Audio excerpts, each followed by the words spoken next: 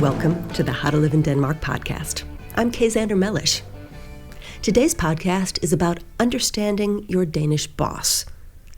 In an anti-authoritarian country like Denmark, being a boss is a precarious social position. Danish bosses don't like to flaunt their authority. In fact, when you enter a room full of Danes, it is often difficult to tell which one is the boss.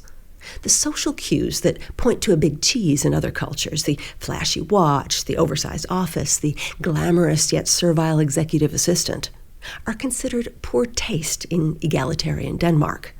So are the booming, take-charge personalities that many foreigners expect from a boss. Denmark is a flat country. It's flat geographically, and you are expected to keep a flat temperament and vocal tone at all times. And as they love to tell you, Danish companies have a relatively flat management structure. That means fewer layers of people to keep an eye on you, which can be a refreshing thing, but also fewer people around to help if you're going off the rails entirely. Trying to figure out their Danish boss can be difficult for foreigners. If your culture is full of strong leaders who drive their teams forward with military bluster and precision, you may find your Danish boss passive and even difficult to respect. A Danish boss is less like an army general and more like a sports coach. She outlines how important it is to win the game, brings in people she believes have the right qualification, and gives them the outline of what she wants done. Then she sets them loose on the playing field to go do their jobs. Not trusting employees to get the work done on their own is seen as an insult in Denmark. I saw an example of this at one of my very first corporate jobs in Denmark, working as a Danish English translator at a very large bank.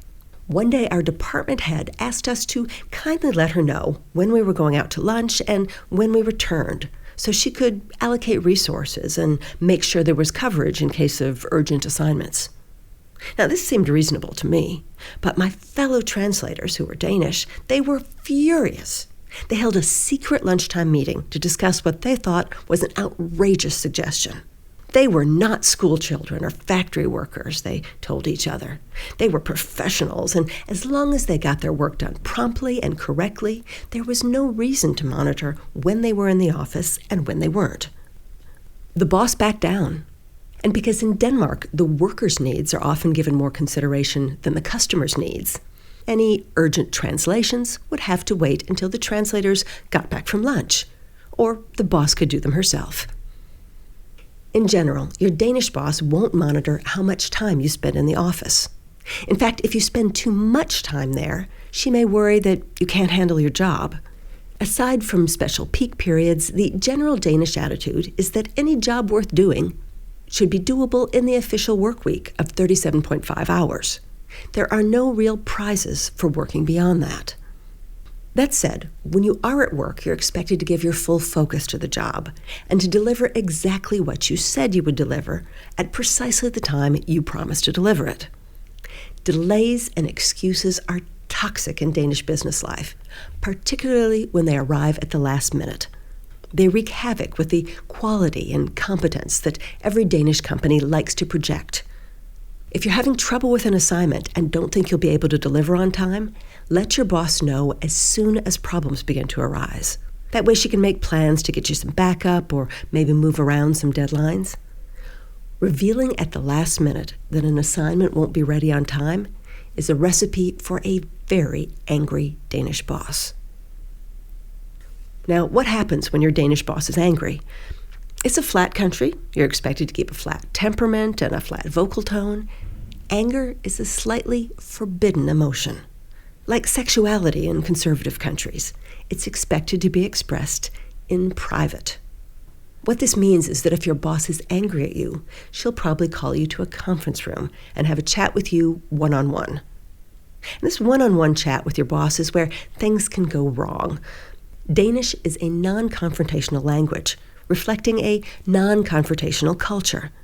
But your boss probably won't be speaking Danish to you, which means she'll no longer have access to all the respectful and softening phrases built into the Danish language.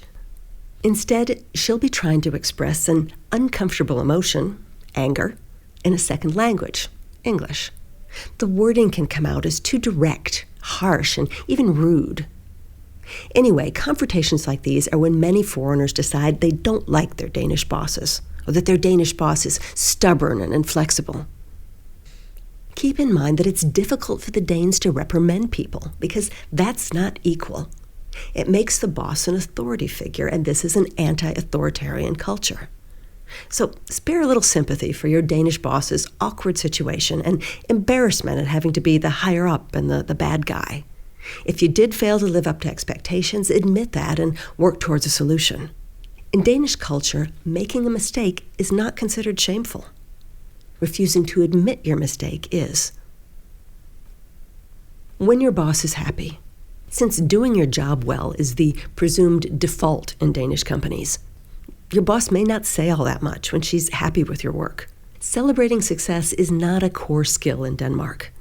This could be a little disconcerting for foreigners, particularly Americans, who are raised on a diet of constant applause, aimed at boosting their self-esteem.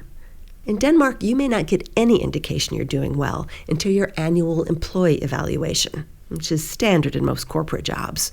At that point, your boss will be forced to fill out a lot of forms about your performance, and you'll find out that you're doing just fine. But otherwise, generally, no news is good news. If you feel you need feedback or have something on your mind you want to talk about, most Danish bosses have an open-door policy. You can just drop in her office for a chat or schedule 15 minutes at the end of a day to ask, how am I doing?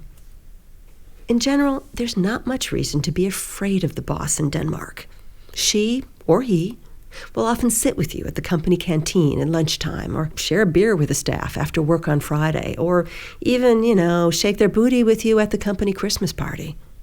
Your boss wants to see herself as part of the team.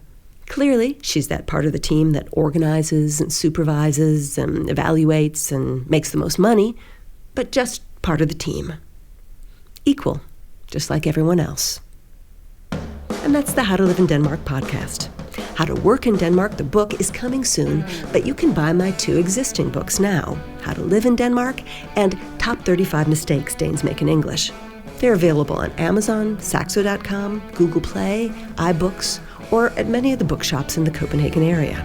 Come leave a comment on Facebook or follow us on Twitter at How to Live in DK. See you next time.